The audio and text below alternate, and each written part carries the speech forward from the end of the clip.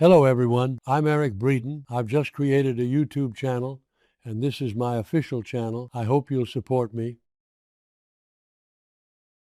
The Young and the Restless Wednesday update, the 22nd of April, 2026. Welcome back to the channel, fellow Genoa City addicts. It is a gorgeous Tuesday, and we have an absolute mountain of drama to unpack today. Grab your largest cup of coffee or perhaps a very strong glass of wine, because the latest developments have us reeling. We are diving straight into the corporate espionage, the marital meltdowns, and the sheer chaos that is currently taking over our screens. Let's get right into it. I am literally typing this up at 2 a.m. because I just finished watching the latest episode, and I am so fired up I cannot even sleep. I cannot believe they are doing this again. I mean, seriously, what is happening in the writer's room right now? I have been watching this show religiously since 2015, and I have seen some truly wild things. But this is both the most frustrating and the most incredibly dramatic thing they've done in months. I am half celebrating because the drama is so juicy, and half complaining because my blood pressure absolutely cannot handle the sheer audacity of these characters right now. I need to get this out of my system before I explode. Let me just jump right into my feelings before I even explain what actually happened. I am so unbelievably sick and tired of Victor Newman getting away with literally everything. But at the exact same time, I am sitting here eating my popcorn because it is prime soap opera television. And Devon, oh my God, Devon Winters is officially on my last nerve. I used to love him, I really did, but right now I just want to reach through my screen and shake some sense into him. Am I the only one who feels this way? I know some people are loving this dark, vengeful Devon era, but personally, I am just exhausted by his complete lack of empathy. Okay, wait, I'm getting ahead of myself. Let me take a deep breath. Let's start with the absolute circus that is Victor Newman and this ridiculous corporate takeover plot against Phyllis, because I can't. I literally cannot. Victor actually sat down with Michael Baldwin and Victoria Newman and laid out his master plan, and it is the most unhinged thing I have ever heard. He is literally bribing 2/3 of Phyllis Summers' staff to quit. 2/3. Do you know how many people that is? Do you know how much money that would take? And that's not even the craziest part. No, the craziest part is that Victor is using a private AI, yes, you heard me, artificial intelligence to generate fake evidence. He is literally having his own personal AI genie create a fake digital paper trail to make it look like Phyllis, Kane Ashby, and Billy Abbott committed massive corporate crimes. I mean, come on. Are we living in a sci-fi movie now? Remember when they tried this kind of high-tech hacker storyline years ago with Jabbo? Yeah, didn't work then either. It always feels a little bit lazy, right? Like, oh, we don't know how to write a realistic corporate loophole, so let's just say a magic computer program did it. But you know what really gets me? It's Victoria's reaction to this entire mess. Victoria is sitting there in that office listening to her father explain how he is going to illegally frame 3 people for felonies, and she is just smug about it. She's actually happy because, of course, she hates Phyllis, and she loves anything that makes her look like the golden child in Victor's eyes. She was practically giddy that Victor wasn't being the hardest person to deal with for once. I mean, Victoria, girl, you just spent all this time blowing up Billy and Sally's relationship, and now you're cheering on your dad as he frames your ex-husband for a federal crime? It is so incredibly toxic, but I am absolutely here for the drama of it all. And then there's Michael Baldwin, poor, stressed out, perpetually exhausted Michael. He is sitting there listening to Victor, and you can just see the absolute panic setting in behind his eyes because Michael knows that his wife, Lauren Fenmore, is right in the crossfire. Lauren is working at Summers Conglomerate. If Victor's AI framing plot goes through, the entire company is going to collapse, and Lauren's going to go down with the ship. Michael is terrified, and honestly, he should be. Victor literally warned him to get Lauren out. But we all know Lauren isn't just going to abandon Phyllis. Lauren is fiercely loyal. So now Michael is stuck between the ruthless billionaire who signs his checks and the wife he loves more than anything. I swear, Michael deserves a long vacation or a very large drink. Let's circle back to the logistics of this for a second, because my brain is hurting just trying to make sense of the money. Where exactly did Victor get the cash to bribe all these senior executives?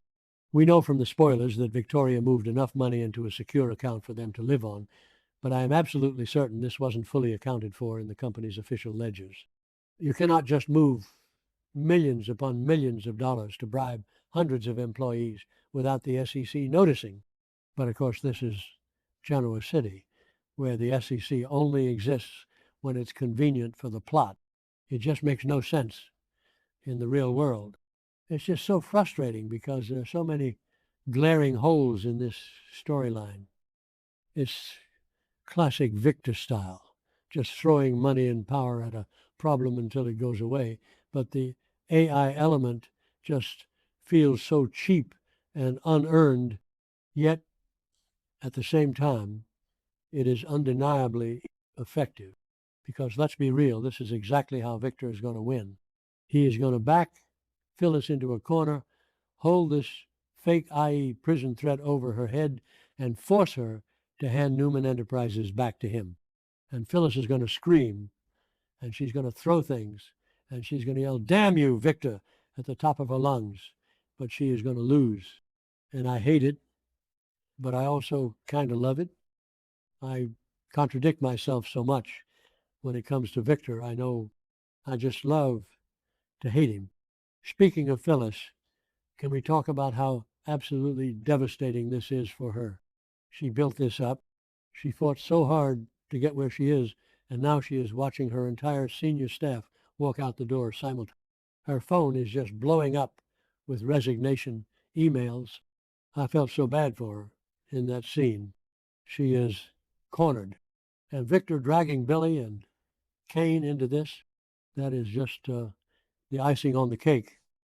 Billy is already dealing with the absolute nightmare of Sally's fake baby secret, which, by the way, Victoria totally exposed by slapping Sally and ruining everything. Billy is heartbroken, and now he's going to be framed for corporate fraud. Give the man a break. And Kane, why is Kane always getting dragged into this mess? Kane is out here literally trying to save Malcolm Winter's life.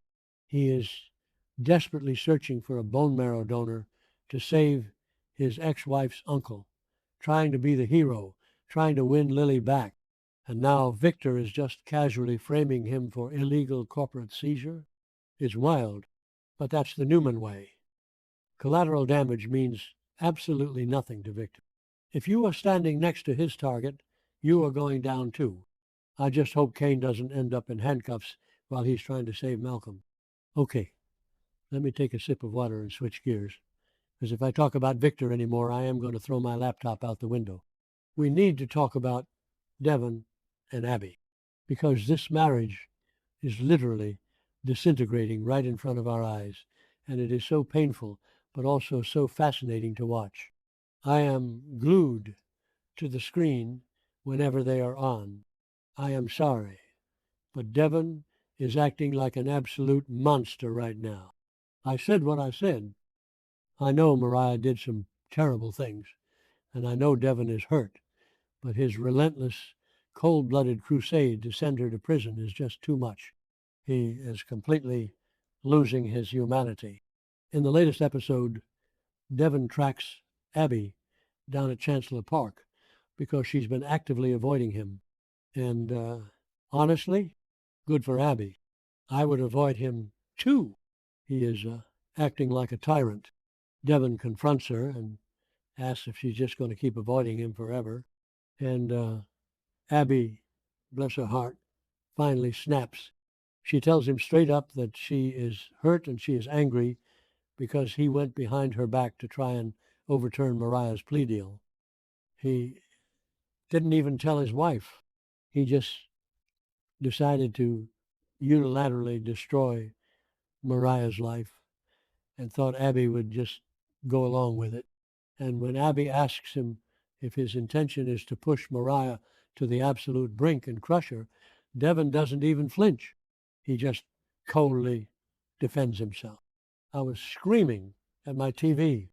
Devon, you are talking about a woman who is currently sitting in a mental health facility. Mariah is deeply unwell. She needs psychiatric help, not a prison cell. But Devon is so blinded by his own pain that he cannot see past his own nose. He actually asks Abby why she isn't as angry as he is. He genuinely cannot comprehend why his wife doesn't want to join him in this dark, twisted revenge plot. He thinks she should be right there beside him, holding the pitchfork. And Abby's response was so perfect. He just wants Mariah to get better. She doesn't want to ruin her. Abby has been through so much trauma herself. Let's not forget all the time she's been locked up, kidnapped, or traumatized over the years. So she understands that breaking someone who is already broken doesn't bring you peace. But Devon claims he wants justice. He keeps throwing that word around like a shield. Let's be real for a second. This isn't about justice. This is about Devon being hurt and terrified and not knowing how to process his own emotions. He feels out of control, so he is trying to exert control by punishing Mariah. He wants to push her to self-destruction so she rots in prison for the rest of her life, simply because it makes him feel powerful in a situation where he felt entirely powerless. It is textbook toxic behavior. He is lashing out because he is scared, but instead of going to therapy, he is trying to ruin a woman's life. Honestly, short of giving Devon electroshock therapy, I don't see any way to convince him to drop this. He is completely locked in. He is so stubborn that he is literally willing to let everyone in his life turn against him just to get his way. He is alienating Tessa, he is alienating Sharon, and most importantly, he is completely alienating his own wife. He is destroying his marriage over a vendetta. It is so hard to watch. Which brings me to my next point and my big prediction for where this is going, because I have been watching this show long enough to know the signs. When Abby Newman feels emotionally disconnected from her husband, what does she do? She cheats. Remember what happened with Chance? Chance was emotionally unavailable, dealing with his own trauma, and Abby felt lonely, so she ended up in bed with Devon. Oh, the irony, the absolute delicious irony of it all. And now history is repeating itself. Devon is emotionally unavailable, hyper-focused on this revenge plot, and completely dismissing Abby's feelings, and who is suddenly spending a lot of time with Abby? Daniel Romalotti Jr. That's right. Daniel and Abby are suddenly bonding over their mutual frustration with Devon. Daniel thinks Devon is being way too harsh on Mariah, and Abby agrees completely. They are finding comfort in each other's shared opinions. Plus, Daniel is nursing a bruised ego right now because Tessa completely friend-zoned him. He wanted to go to Barcelona. Tessa shut it down, and now he's lonely. Abby is lonely.